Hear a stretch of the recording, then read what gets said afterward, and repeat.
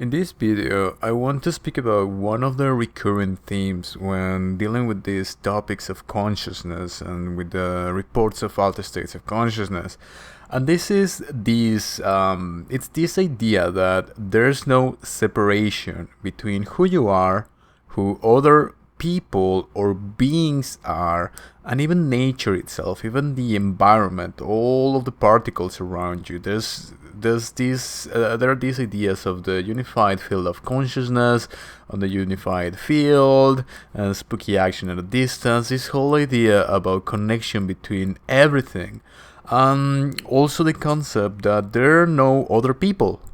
You are the only one alive, and you are consciousness, and this what we call God is the base of everything, of your consciousness and the consciousness of whoever is next to you. I even spoke about this in one of the previous videos dealing with what early psychologists determined as mystical psychosis, quote unquote, and that was these experiences that people had where they felt this connection with everything else, where these concepts of pantheism and panpsychism began to emerge. And this is what people report when they go into altered states of consciousness, whether it is near-death experiences or indigence or even sometimes in out-of-body experiences. So this is recognized. This is a real phenomena. And the fact that people coming back from near-death experiences and, as I said, all these other experiences, confirming that this is a fact, this is what's going on behind the veil, well, it creates a lot of philosophical and existential issues for a lot of people. A lot of people are not willing to accept this or try to begin to understand it. So I'm going to be talking about this today.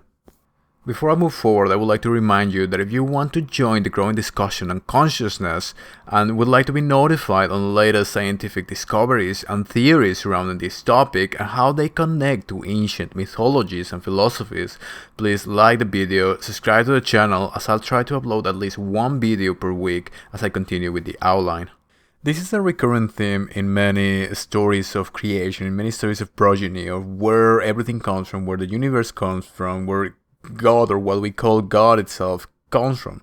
And this is the idea of the loneliness of God, that at first there was just one force, one beginning, one consciousness, and there was nothing else. In some stories they say that there was nothing, there was darkness, and then there was the light.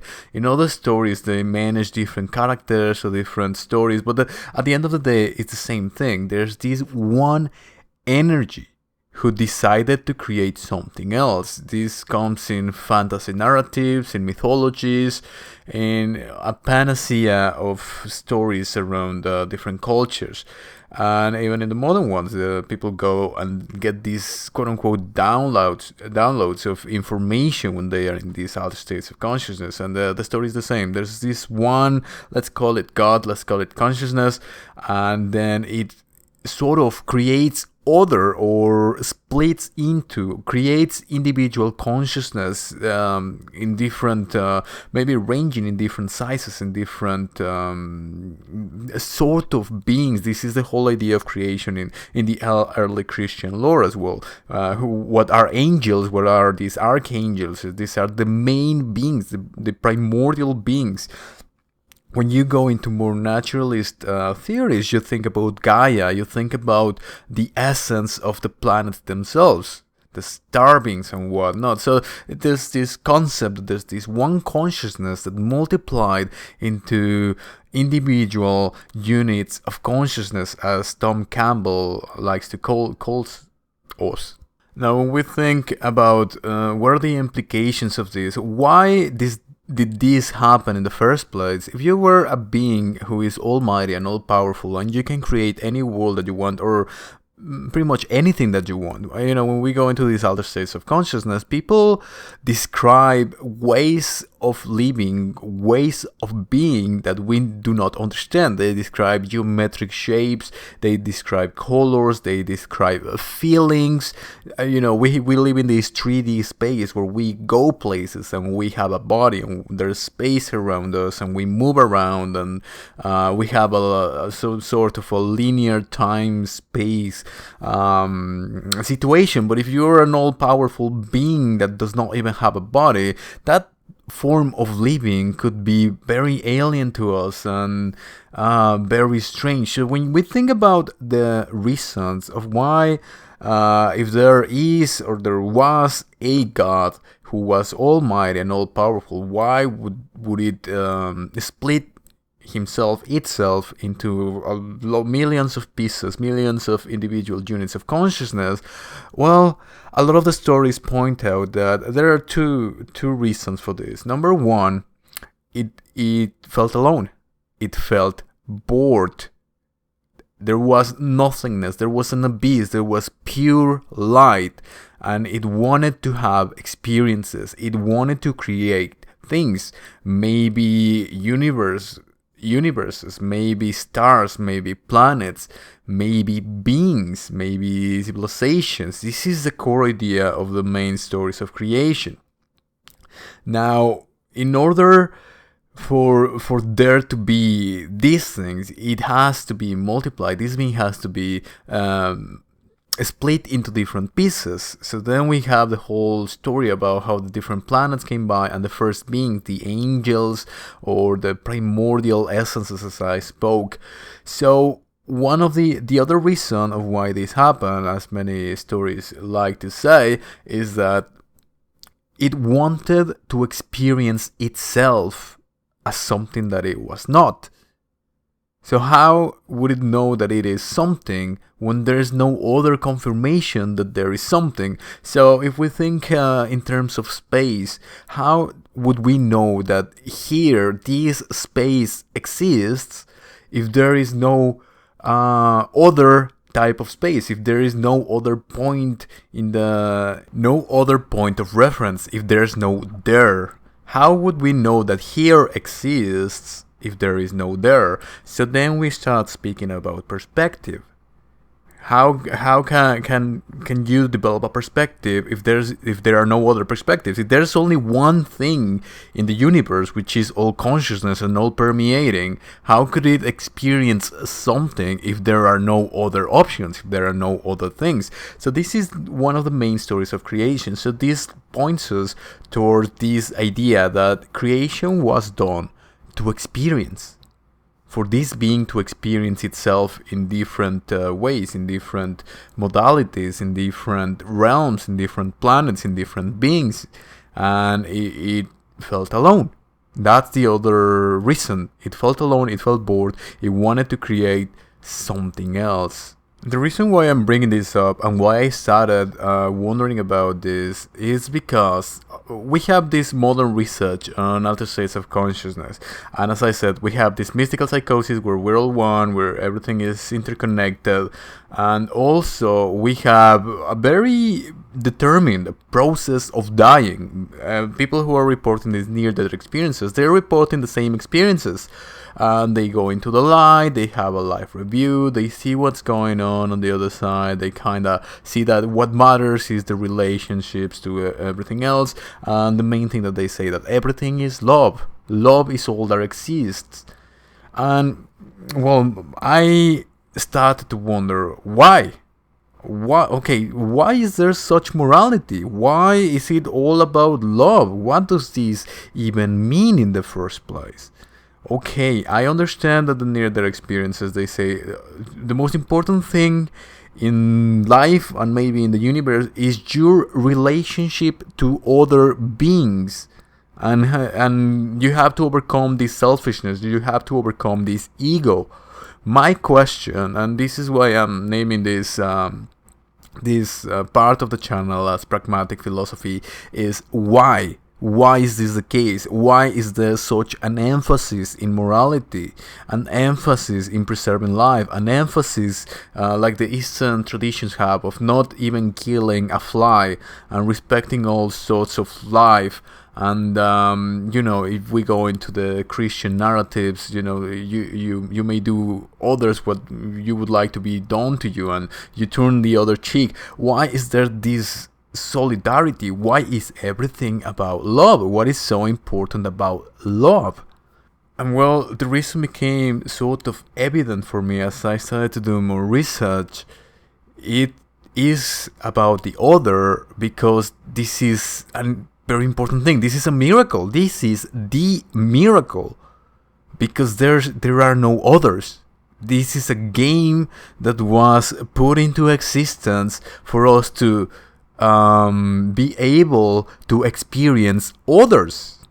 To me, it sort of shocked me when I started to understand this. Why is it so important to care about others? What is it so important about our relationships? Well, it is because this is basically a miracle. This is because in our ultimate nature, there are no others. This is simply an illusion that we create to have these experiences.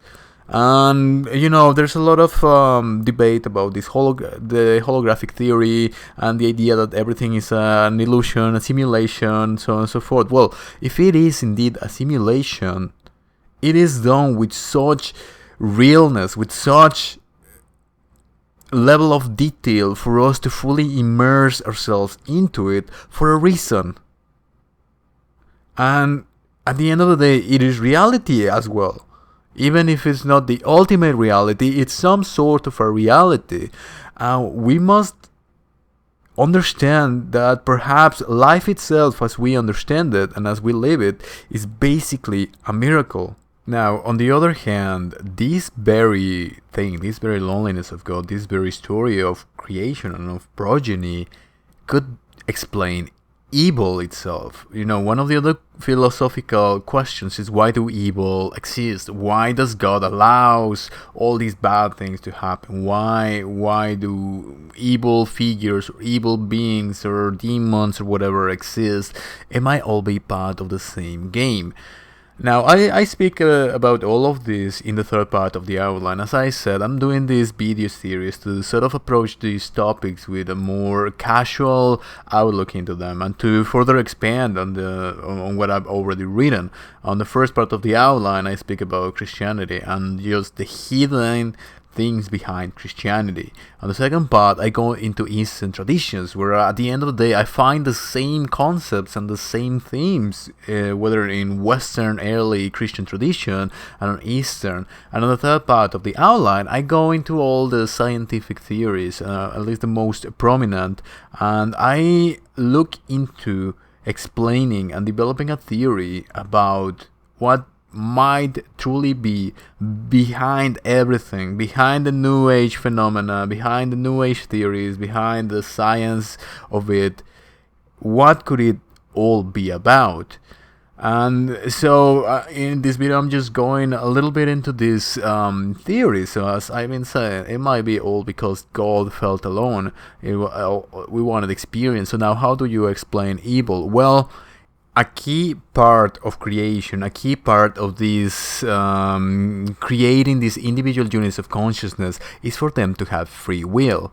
Because in order for them to fully experience whatever they wanted to experience and to have the same quality of quote-unquote God, because God itself, it's them and they are God and it's all made in the image of Him. So free will is a key component of everything. Now, free will entails that an individuated unit of consciousness creating a world. Let's try to think about those primordial essences of or angels or archangels. If one of those primordial essences let's say that they create the universes, they create the planets. Let's say they create a planet and they create civilizations in it. Their outlook on what life should be, on what experience should be, might not go in accordance to what another unit of consciousness might believe is the right way to live or the right way to exist. So there could be conflict between these two individuated units of consciousness. So this conflict is what creates wars, what creates all these negative feelings and these negative emotions. And I actually read in one of the in a declassified document that I don't know whether to believe it or not, but I read about this, and based on all of the theories that I read, I kind of think that it sort of makes sense. So, individuated units of consciousness cannot really kill another individuated unit of consciousness. We are immortal beings. They are immortal beings. Like if you think about the battle of the angels and demons, if they are such powerful beings and death is just an illusion, they cannot kill each other. They can maybe banish each other. They can be trapped, as many stories about planet Earth point towards that this is some sort of a prison planet and whatnot. We're trapped into a cycle of rebirth because they don't want, some forces don't want us to escape this plane of reality. They cannot be killed. People cannot be killed. They can only be trapped, enslaved, and they can also have their creations destroyed. Perhaps their physical creation, their worlds, even their bodies. So perhaps all of these perhaps the warlike nature of humans is something natural that happens throughout the universe, and there are wars and there are conflicts and there are all of these issues between individuated units of consciousness. And perhaps this is why people or individuated units of consciousness who are more evolved, I gotta come up with a bit of an abbreviation or an acronym for individuated units of consciousness. I'll figure that out.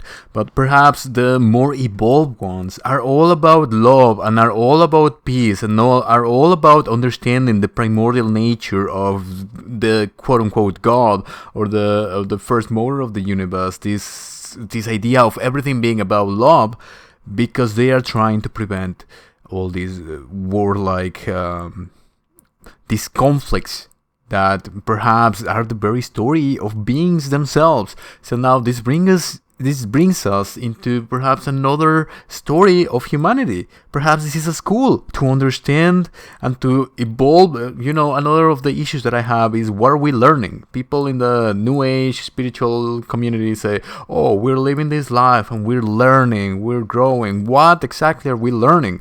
Perhaps we're learning to deal with our conflicts, to deal with, they say we're learning to love. Okay, maybe this is part of it. So, as we can see, there are many stories, but when you think about the primordial stories of creation, it all starts to make sense. And this idea of this eternal fight between angels and demons sort of could make sense in a different paradigm, in a different understanding. And perhaps if we start going into the realization that there might be extraterrestrial life, so we can start to land all these theories and look at them into a different picture. Perhaps it's not all about fairy tales and just nonsense that is written in the scriptures or in the ancient philosophies. Perhaps it's a more real and verifiable thing.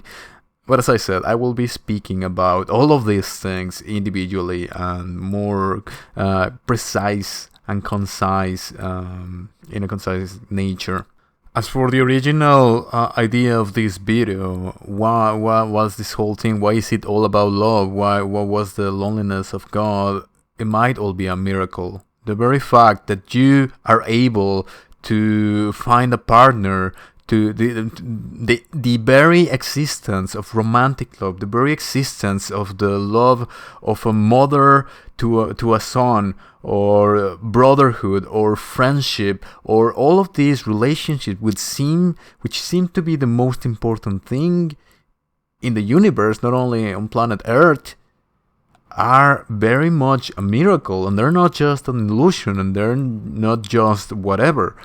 Perhaps it was all about this, about being able to experience other, which at the end of the day could be that this other, your partner, your sons and daughters, your parents, your sisters and brothers, your friends, whatever, whoever, your dog, whatever you love most on this earth, could be just another representation of what we call God. And given the nature of the illusion, or the simulation, however you want to call it, it does not mean that they are less real. It means that it is another modality in which you can experience the ultimate truth.